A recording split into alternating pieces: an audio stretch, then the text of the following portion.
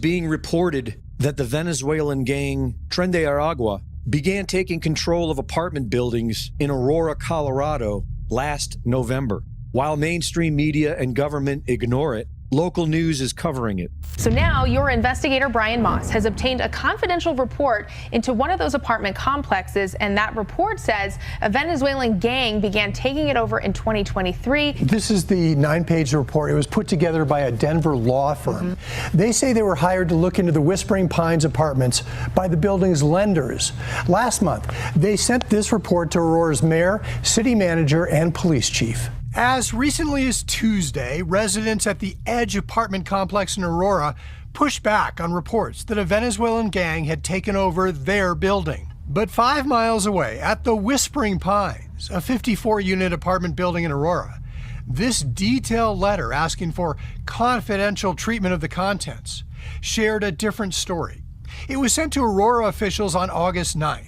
With the investigators saying, the evidence we have reviewed indicates that gang members are engaging in flagrant trespass violations, assaults and battery, human trafficking, sexual abuse of minors, unlawful firearms possession, extortion, and other criminal activities. According to the law firm's report, the Venezuelan gang Tren de Aragua has threatened to kill, and in certain instances has apparently actively attempted to kill, members of Whispering Pines management. The report says a consultant for the property management company was severely beaten and stomped by gang members and was hospitalized.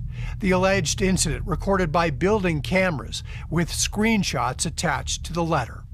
The report relies on a property manager who said that gang members allegedly stabbed a Whispering Pines resident for refusing to pay rent to the gang. He also told the investigators the takeover began last November. The report recounts that this summer, the gang approached the property manager and told him they would help him out in exchange for half of all the rent that he collected. The law firm that wrote the report called that an organized crime tactic. The gang members then allegedly took over vacant apartments. According to the document, moved families into those units and started collecting rent.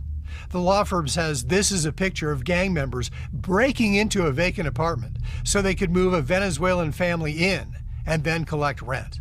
This is our business plan, one gang member told a housekeeper. If he, the property manager, doesn't like it, we'll fill him with bullets. There are reports of this Venezuelan gang in Colorado, Illinois, and Texas. And according to a recent Dr. Phil interview with retired special agent with U.S. Immigration, Victor Avila, this is all being done by design. Venezuela, by the way, has the lowest murder rate ever right now.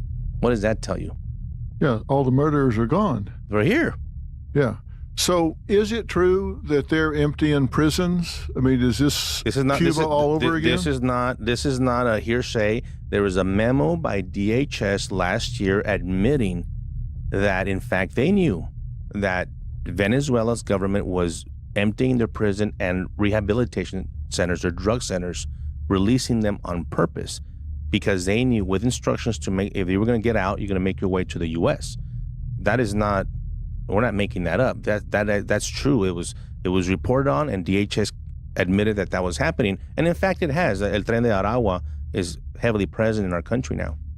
Okay, so you're telling me that DHS has acknowledged that Venezuela, for example, is emptying their prisons and their rehabilitation centers with the understanding you get out if you leave here and go to the United States? Yes. And DHS has, in writing, said, we know that's happening. We know they're coming here. We're processing them in and have no idea where they are. Correct. How many people are we talking about? Millions. And just Venezuela alone. Authorities have identified the 4 people who died in yesterday's mass shooting at a high school in Georgia. The victims, 2 students and 2 teachers. The 14-year-old accused gunman is expected to be charged with murder and tried as an adult. ABC's Rena Roy has the latest. A teenager is now behind bars in the first deadly K-12 school shooting in Georgia in 25 years. I never imagined that I would be speaking to the media in my career over something that happened today, the pure evil that happened today.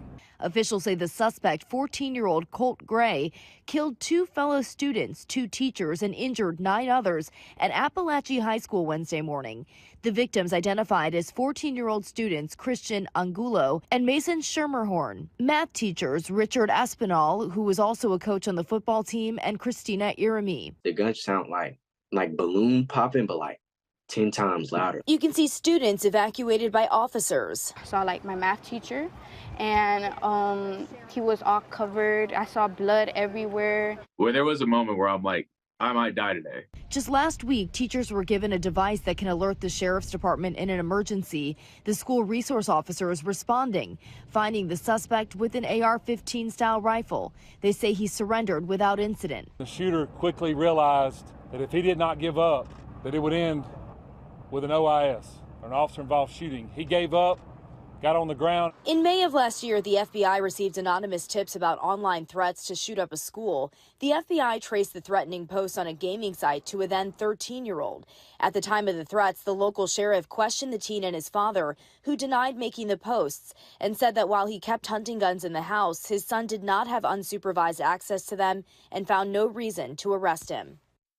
Investigators have been searching the suspect's home and interviewing his parents as they say they are trying to determine a motive. Another big question right now, how he got his hands on a gun in the first place. Authorities say he will be charged with murder and tried as an adult. Rena Roy, ABC News, New York. Following more breaking news, we have a really sad update out of a Baltimore area high school. The Harford County Sheriff's Department announcing just a short time ago that the 15-year-old boy shot today in the bathroom at Joppatown High School has died, and that the 16-year-old suspect will be charged as an adult in this case. The sheriff says the shooting happened around 12:30 this afternoon. It stemmed from a fight between those 2 students. 15-year-old Warren Grant was flown to a trauma center, but he died from those injuries. Just a short time ago, we heard from the principal of Joppatown High School, Melissa Williams. First and foremost, our thoughts and prayers are with the family of this amazing young man, with his friends, with all of our staff members, with all of our students.